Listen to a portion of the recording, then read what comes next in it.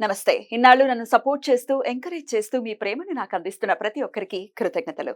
అలాగే ఈ వీడియో కూడా ఖచ్చితంగా మీకు ఉపయోగపడుతుంది. లైక్, షేర్ అండ్ సబ్స్క్రైబ్ చేసి మీ సపోర్ట్‌ని నాకు అందించండి. అలాగే ఈ వీడియో పట్ల మీకున్న అభిప్రాయాన్ని కామెంట్ సెక్షన్‌లో కామెంట్ చేసి తెలియజేయండి.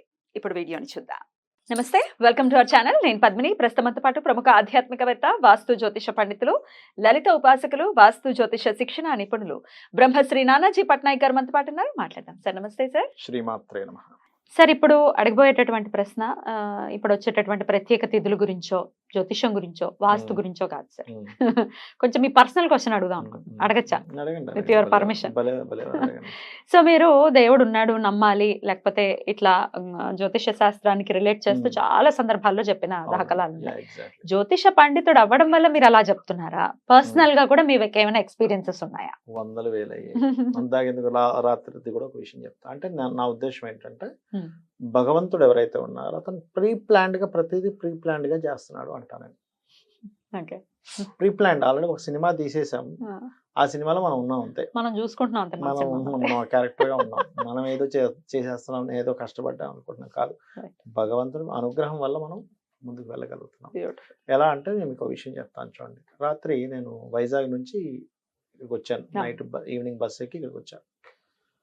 నాకు సరిగ్గా 9:30 ఆ టైంలో నిద్రపోయాను. ఇంకా ఇప్పుడు 10:30కి నాకు తెలిసిన వాళ్ళు ఒకరు ఫోన్ చేశారు. కబుక్కుమని ఫోన్ చేస్తే, అయ్యో ఏంటంటే నిద్రపోయారంటే, అయ్యో అవునండి నిద్రపోయాను, బస్సులో ఉన్నాను అని అన్నాను. నాకు అసలు సెకండ్స్లో నిద్ర వచ్చేస్తుందమ్మా. నాకు అసలు ఎంత ఫాస్ట్గా నిద్ర వస్తుంది అంటే, ఈ క్షణం ఇక్కడ పడుకోండి అంటే ఇలా నిద్రపోతాను, స్పాట్లో నిద్ర వెళ్ళిపోతాను. నిద్ర రాదనేది రాదు నాకు, అంత ప్రశాంతంగా ఉంటుంది నాకు మైండ్ ఎప్పుడు కూడా. అయితే వాళ్ళు ఫోన్ చేశారు, అవునండి అన్నాను. ఒక 2 minutes మాట్లాడారు, పెట్టేసిన తర్వాత ఇంక తెలివి వచ్చేసింది కదా. బస్సు ఆగింది అక్కడే, సమ్ ఫుడ్ కోసం దేనికోసం ఆపాడు అక్కడ. అరే 10:30 అయింది, సరే ఆపాడు కదా, కిందకి వెళ్ళి ఒకసారి అట్లా వెళ్ళేసి వద్దాంలే అని కిందకి వెళ్ళాక నేను న్యాచురల్గా నైట్ టైం తినను, మార్నింగ్ మధ్యాహ్నమే తింటాం. నైట్ టైం మరీ అంటే ఒక ఫ్రూట్ తీసుకుంటాను, అంత తీసుకోను. ఫ్రూట్స్ ఏమైనా ఉన్నాయేమో చూడడానికి వెళ్ళాం, ఏమీ లేవు. కానీ ఎక్కడో చిన్న ఆకలేస్తుంది. సరే ఒక పని చేద్దాము, ఒక టీ తీసుకొని బిస్కెట్ ప్యాకెట్ ఒకటి కొనుక్కున్నాను. మేరీ బిస్కెట్ ప్యాకెట్ ఇంత ఉంది, తీసుకొని 4 బిస్కెట్లు తిన్నాక చాలా అనిపించింది. చూస్తే ఒక కుక్క ఫుడ్ కోసం వెతుకుతుంది. అది ఎన్ని రోజుల నుంచో ఫుడ్ లేనట్టు ఉందో ఏదో మొత్తం మీద నాకు అర్థం కాలేదు. అది ఒక రకమైన దీనస్థితిలో ఉంది. దానికి వెళ్ళి బిస్కెట్స్ అన్నీ వేసేసాక నాకు అప్పుడు అనిపించింది, ఈ కుక్కకి బిస్కెట్ వేయడానికి దేవుడి యొక్క ప్రణాళిక వాళ్ళతో ఫోన్ చేయించాడు అనిపించింది. మిమ్మల్ని నిద్ర లేపుతాడు. ఆ కుక్క యొక్క ఆకలిని కూడా భగవంతుడు వింటాడు. లేకపోతే నేను వాళ్ళు ఎందుకు ఫోన్ చేయాలి? నేను ఎందుకు నిద్ర లేవాలి? సార్ నిద్ర లేచిన వెంటనే పడుకోవచ్చు కదా. నిద్ర లేచిన లేకుండా మళ్ళీ కిందకి వెళ్ళా, బస్సు ఆగుంది కదా, అక్కడికి వెళ్ళి చూసా. నేను బిస్కెట్స్ ఎందుకు కొనుక్కోవాలి? అక్కడ ఏ పండు ఉంటే తినేవచ్చు కదా. పండు ఉంటే నేను వేసేవాడిని కాదేమో కుక్కకి. ఒక 5 ఎన్నో తిన్నా నేను. ఇంకొక 15 దాకే ఉన్నాయి, అందులో ఒక 20-25 పెద్ద ప్యాకెట్ ఉంది. చిన్న ప్యాకెట్స్ లేవు. సరే ఆ పెద్దదే ఇవ్వన్నా వాడి దగ్గర, మేరీది. అవన్నీ వేసాక నాకు అనిపించింది, అరే అయ్యో శుభ్రంగా తినదు. అసలు ఎంత ఆకలితో తిన్నదో అది, చాలా ఆకలితో తినేసింది. నాకు అప్పుడు అనిపించింది, అరే ఇంత ఆకలితో తింటుంది ఇది, దీనికి వేయడానికి కదా నన్ను నిద్ర లేపడం. ఇంకో రూపంలో అంటే ఆ మనిషికి ఆ బుద్ధి పుట్టడం ఏంటి, నాకు కాల్ చేయాలనిపించడం ఏంటి, నాకు కాల్ చేసినాక సర్వసాధారణంగా నాకు కాల్ చేస్తే కూడా ఒకసారి లేవను నేను, అంత ముద్దు నిద్రపోతా. అసలు కాల్ వస్తూనే ఉంటుంది, నేను లేవను. అంత ముద్దు నిద్ర వస్తుంది నాకు. అట్లాంటి నిద్ర లేచా, ఏంటండి అంటే, అవునండి బస్సులో ఉన్నాను, వెళ్తున్నాను, చెప్పండి అన్న ఏదో అడిగారు, చెప్పేసా. తెలివి వచ్చేసింది ఇంకా నాకు. బస్సు ఆగింది ఏంటి అని చూస్తే ఇది పరిస్థితి. సో మన ఆకలిని తీర్చేది స్వామి, మన కష్టాన్ని తీర్చేది స్వామి. నమ్మకాన్ని ఎలా సార్ అంటే గట్టిగా ఆయన పాదాలను పట్టుకోవాలి, బాగా తొణికిసలాడిపోతూ ఉంటాం, పక్కకి వెళ్ళిపోతుంటుంది, దేవుడు లేదు ఏం లేదు, ఎన్ని చేసినా ఏమీ లేదు అనేది కలి ప్రభావం చేత వస్తుంది. అలాంటి నమ్మకం స్వామి పాదాల మీద నిశ్చలంగా ఉండాలంటే ఏం చేయాలి? ఏమీ లేదు, మనకి లలితలోని విష్ణు సహస్రనామాల్లోని మొత్తం స్పష్టంగా చెప్పబడింది అసలు భగవంతుడు అంటే ఏంటంటే. మా పురాణాలు వేదాలు అంత దాకా వెళ్ళిపోక్కర్లేదు. జస్ట్ లలిత సహస్రనామాలు చదివినా, విష్ణు సహస్రనామాలు చదివినా మీకు అర్థమైపోతుంది భగవంతుడు అంటే ఏమిటి అని. చాలా క్లియర్ గా చెప్తారు అందులో, ప్రతిదీ భగవంతుడే. ఈ టేబుల్, లైటు, కెమెరా అన్ని ఎవ్రీథింగ్ లేనిదంటూ కాదు. ఎందుకంటే ఆ రూపాల్లోనే ఉండాలి.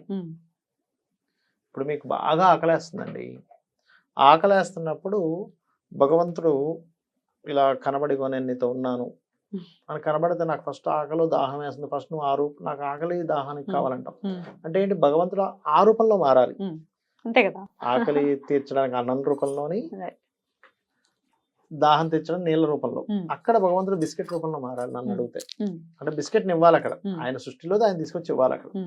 అంతేగాని ఊరికి నేను నీకు కనబడతానంటే ఇలా ఉన్నాడు అనడానికి ఊరికే కనబడితే మనం ఏం చేసుకుంటాం ఆయన?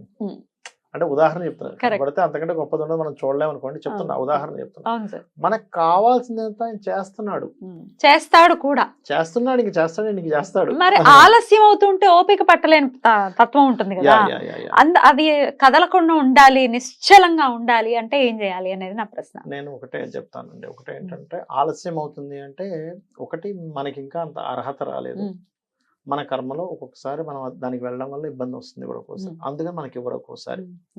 Point number 1. రెండవది ఏంటంటే ఆలస్యం ఎప్పుడు అవుతూ ఉంటుందంటే మనల్ని భగవంతుడు డైరెక్ట్గా పరీక్షించడు, కానీ భగవంతుడు చేరేటువంటి మార్గంలో కొన్ని గణాలు ఉంటాయి, అవి మాత్రం ఖచ్చితంగా మనం టెస్ట్ చేస్తూ ఉంటాయి. ఇది ఎంతవరకు ఉంది మీకెందుకు, మనకి చాలా పురాణాల్లో వాటిలోని అతను తపస్సు చేస్తుంటే ఇంద్రుడు వస్తాడు, ఒక మేనకను పంపిస్తాడు. భగవంతుడు ఎప్పుడు డైరెక్ట్గా వచ్చి టెస్టింగ్ ఏం చేయడు, డైరెక్ట్ ప్రత్యక్షం అవుతాడు భగవంతుడు మీరు గనక అంత స్థాయికి వెళ్తే. కానీ మధ్యలో వాళ్ళు మాత్రం ఇతను ఎంత ఉందో చూద్దాం, భంగం చేద్దాం అని ఎట్లా ఉంటుందో అలాగే కొన్ని నెగటివ్ ఫోర్సెస్ మనకు తెలియకుండానే మనల్ని ఆపుతూ ఉంటాయి. అలా ఆపుతున్నప్పుడు కూడా మీరు ఆపుతున్న దాంట్లో కూడా పరమాత్మని కనుక మీరు చూడగలిగితే 100% మీరు చేరుకోగలుగుతారు. ఒక్క నామం పట్టుకోవాలి, ఇది పట్టుకోండి ఖచ్చితంగా మార్పు ఉంటుంది జీవితంలో అంటే మీ క్లయింట్స్ కి అయితే మీరు ఏం చెప్తారు? నేను ఒకటే చెప్తాను, కలియుగం కలో చండీ వినాయక అంటారు, కలియుగ దైవం వెంకటేశ్వర స్వామి అంటారు. కాబట్టి నేను ఒకటే చెప్తాను, నేనేం చెప్తానంటే మొన్న కూడా ఒక క్లయింట్ ఇప్పుడు వచ్చింది కాబట్టి చెప్తున్నా. ఒక అతను ఏం చేశాడు, ఫోన్ చేశాడు, ఇంతకుముందు ఎప్పుడు మాట్లాడలేదు, రీసెంట్గా ఫోన్ చేశాడు. చేసినప్పుడు నేను చాలా రెమెడీస్ చేసేసానండి, అన్ని చేసి ఆఖరికి మీ దగ్గరికి వచ్చాను, ఇది కూడా ట్రై చేద్దామంటే లాస్ట్ ట్రైల్ నేను ఏమన్నానంటే మీరు ట్రై చేసి చూద్దామంటే మాత్రం మీరు ఇప్పుడే మీరు ఫోన్ పెట్టేసేయచ్చు అన్నా. అదేంటండి అలా కాదు ట్రైల్ అంటున్నారు, ఫస్ట్ అసలు మీరు ఫస్ట్ మైండ్ లోంచి తీసేసేయండి. అంటే ఇది కాకపోతే ఇంకో దగ్గరికి అంటే ఏమిటి, ఆగట్లేదు నువ్వు ఎక్కడ ఆగట్లే అంటే ఏమిటి, ఇక్కడ నువ్వు నీకు ఎట్లా ఉంది, ఒకసారి వెంకటేశ్వర స్వామి టెంపుల్కి వెళ్ళావు, ఒకసారి అమ్మవారి టెంపుల్కి వెళ్ళావు, ఇంకోసారి గణపతి అంటున్నావు, ఇంకోసారి సుబ్రహ్మణ్య స్వామి అంటున్నావు, ఎక్కడ దొరుకుతుందా అని వెతుకుతున్నావు. అది నువ్వు అందరిని నువ్వు ప్రేమిస్తా నీ గుళ్ళకి వెళ్ళి, దట్ ఈస్ డిఫరెంట్ కేస్. అంతేగాని ఇక్కడ శక్తి లేదు, ఏదో సుబ్రహ్మణ్య స్వామికి వెళ్ళాం కానీ లేదండి మనం అమ్మవారి టెంపుల్కి వెళ్ళి చూద్దామా అన్నది కాదు అక్కడ. ఇక్కడ ఏంటంటే నీకు కొన్ని జాతకంలో కొంత ఉంటుంది, ఎట్లాగా ఈ పర్టికులర్ భగవత్ అనుగ్రహం నీకు కొంచెం ఎక్కువ సపోర్ట్ చేసే ఛాన్స్ ఉందని. ఎందుకు వస్తుంది అది అంటే నువ్వు పాస్ట్ లైఫ్ లో చేసిన ఉపాసన బ్యాలెన్స్ అది. అందుకే చూడండి మనం కొన్ని వృత్తాంతాల్లో ఉంటుంది, ఒక్క మాలిలా తిప్పగానే దేవత ప్రత్యక్షమైంది, వాళ్ళందరూ ఆశ్చర్యపోయారు, ఏమిటి మేము ఇన్ని సంవత్సరాల నుంచి చేస్తుంది నీకు ఇంత ఇలా ఎలా వచ్చావమ్మా నువ్వు అని అడుగుతారు వాళ్ళందరూ అమ్మవారు. లేదురా వాడు పోయిన జన్మలో ఆల్రెడీ చేశాడు, కొంచెం ఇంకా చేస్తే నేను రావాల్సింది, వాడి జన్మ అయిపోయింది అక్కడికి, అది మిగిలింది ఇక్కడ బ్యాలెన్స్ వచ్చింది అంటారు. అలా ఏంటంటే ఏమవుతుందంటే మనం చేసేటువంటి పూజలు కానివ్వండి, వ్రతాలు కానివ్వండి, మనం చేసే ఎనీ రెమెడీస్ పాస్ట్ లైఫ్ లో ఆల్రెడీ చేసిన కొంత చేస్తే వస్తుంది కొంతమందికి రిజల్ట్, కొంతమందికి రాదు రిజల్ట్, అది మెయిన్ గా. అయితే అతను అలా అనగా నేను ఏమన్నానంటే మీరు కంప్లీట్ గా ఇది చేస్తాను, ఇది భగవత్ సంబంధించినటువంటి, దీనికి ఇంకొక ఇది లేదు, ఇది నేను చేసినా ఇవ్వకపోతే నా మంచికే భగవంతుడు ఇవ్వలేదు అని అనుకుని అలాగే ఉండగలిగితేనే మీరు ఇది చెయ్యండి, అదర్వైజ్ మీరు చెయ్యకండి అని చెప్పారు, చాలా స్పష్టంగా చెప్పేశారు. అప్పుడు అతను లేదు సార్ నేను చేస్తాను కానీ అదే చూస్తున్నాను అంటాడు. అలా కాదు బాబు నువ్వు ఇలా చెయ్యి. అంటే మేము ఏమవుతుందంటే మన సబ్ కాన్షియస్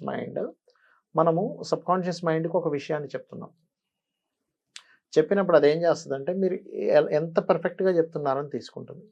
నేను ఇది చేస్తున్నాను, అమ్మవారి పాదాలు పట్టుకున్నాను, నాకు అవుతుంది, నాకు అమ్మే చూసుకుంటుంది, నమ్మకం ఉంచాలి. అంటే అది ఎలా ఉంటుందంటే చంటి పిల్లవాడు ఒళ్ళో పిల్లవాడు ఉంటారు చూసారా, ఆ పిల్లవాడు నాకు అమ్మ పొద్దున్నే లేచిన తర్వాత బ్రష్ చేయిస్తుందో లేదో, స్నానం పెడుతుందో లేదో, పాలు పెడుతుందో లేదో అని అనుకుంటాడు. అస్సలు అనుకుంటే ఎంత నవ్వుకుంటాం, ఎంత హాస్యాస్పదంగా ఉంటుంది. అంతే కదా, కూడా అలాంటిదే. మనం కూడా ఏంటంటే ఈ విశ్వం, ఈ ప్రకృతి అనేటువంటి అమ్మవారి ఒళ్ళో మనం ఉన్నాము, అమ్మవారు ఉందా లేదా, అమ్మ ఉందా లేదా, ఇది నిజంగా అవుతుందా లేదా, కష్టం తీరుస్తుందా లేదా, ఇలాంటివన్నీ అనుకుంటున్నాం. మన పని మనం చేసుకుంటూ కష్టపడుతూ చక్కగా మనం మన ధర్మం మనం చేసుకుంటూ అమ్మవారి పాదాలు పట్టుకుంటూ వెళ్తే Right. అమ్మవారే మొత్తం చూసుకుంటాం చూసుకుంటుంది, అంతే. సమస్య లేదు. ఇంకా అందులో సెకండ్ థాట్ అనేది లేదు. Thought లేదు. ఈ వేదం ఒకటే మాట చెప్తుంది, మీకు రెండోది ఏదో ఉంది అన్నప్పుడు భయం మొదలవుతుంది. రైట్ రైట్ బాబు రెండోది ఏం లేదు, ప్రశాంతంగా ఉండండి. ఒకటే. కొన్ని వీడియోస్ సార్ యూట్యూబ్ లో Hmm. కదిలించేస్తూ ఉంటాయి. ఒక పెద్ద ఆవిడ, ఒక చిన్న చెప్పచ్చా, ఒక పెద్ద ఆవిడ మొత్తం ఒక 20 మంది వరకు ఉన్నారు. ఆవిడ సంతానం, అంటే సంతానం ఒక కొంతమంది ఉంటే మనవలు, ముని మనవలు అందరూ వదిలేశారు. ఎవరు లేరు, ఒక్కతే ఉంటుంది. అబ్బా ఒక్కతే ఉంటుంది. భర్త కూడా చనిపోతే ఒక చిన్న ఇంట్లో ఉంటుంది. ఆవిడ ఎవరో ఇంటర్వ్యూ చేస్తూ ఉంటే చూసాను అనమాట. ఆవిడ ఎంత ఇన్స్పైర్ చేసిందంటే, ఏమీ లేకపోయినా ఆవిడ చేసే డైలీ రొటీన్ ఏంటంటే డైలీ భగవత్ ఆరాధన చేస్తాం. అంతే. నన్ను ఇంత దూరం చేసావు, నేను నీకు పూజ చేయడం ఏంటి అన్న మాట ఆవిడ నోట్లో నుంచి రాలా. ప్రతిరోజు ఆవిడకున్న దాంట్లో ఒక అరటిపండు తీసుకెళ్లి గుడికి వెళ్ళి నైవేద్యం పెట్టి అదే తింటుందంట. ఇది కదా జీవన విధానం అంటే. అంతే కదా. కష్టం ఇచ్చాడని వదిలేస్తే ఇప్పుడు అసలు చాలా అందరూ ఇన్స్పైర్. దూరం అయిపోయారంటే ఎలా ఉంటుందంటే, ఒక జర్నీ అండి ఇది. ఈ బస్ అనే జర్నీలో మనతో పాటు వేరే ప్యాసింజర్స్ కూడా ఎక్కారు. Yeah. ఆ కాసేపు జర్నీ జరిగింది, ఎవరికి వాళ్ళు వెళ్ళిపోయారు. వెళ్ళిపోతారు అంతే. ఇది అంతే. ఈ జర్నీలో మనతో పాటు ఫ్యామిలీ మెంబర్స్ గా వస్తారు, ఓ జర్నీ జరుగుతుంది, ఎవరికి వాళ్ళు వెళ్ళిపోతారు. వేరే వేరే లైఫ్స్ లోకి వెళ్ళిపోతారు. మనం ఒంటరే, అదే అర్థం చేసుకోగలగాలి. మనం ఒంటరి వాళ్ళమే. మనం ఒంటరి కానీ మనలో అమ్మవారు మనతో పాటు ఉన్నారు ఉంది. ఉన్నారు. భౌతికంగా మాత్రం ఒంటరి వాళ్ళమే, అంతేనా సార్? అంతే అంతే. దాన్ని యాక్సెప్ట్ చేయాలి. Right, sir. చేయగలగాలి. నమ్మకాన్ని కోల్పోతుంటే బాధ అనిపిస్తుంది. Yeah. అరే భగవంతుడి మీద నమ్మకం కోల్పోతే ఇంకేంటి అసలు? ఫస్ట్ ఆఫ్ ఆల్ ఏంటంటే, ఉమ్, ఎందుకు నమ్మకం కోల్పోతాడు మనిషి అంటే, దాని మీద ప్రయోగాలు చేస్తూ ఉంటాడండి. అంటే ఇన్నిసార్లు Yeah. ఇచ్చింది, మరి ఇప్పుడు ఎందుకు ఇవ్వలేదు, అత్యాశ కూడా ఉంటుందా సార్? అత్యాశ ఉంటుంది. ఇన్నిసార్లు నాకు ఫలితం వచ్చింది, ఈసారి మాత్రం నాకు ఎందుకు ఫలితం రాలేదు. సో అసలు మన శాస్త్రాల్లోనే ఉంది, నువ్వు ఫలితం కోసం చూడొద్దు. నువ్వు నీ పని చేసుకుంటూ పో. ఫలితం యొక్క క్యాలిక్యులేషన్స్ నాకు. సార్ మీ పర్సనల్ విషయాన్ని కూడా నాతో షేర్ చేసుకున్నందుకు కృతజ్ఞతలు సార్. నమస్కారం. శ్రీమాత్రే నమః.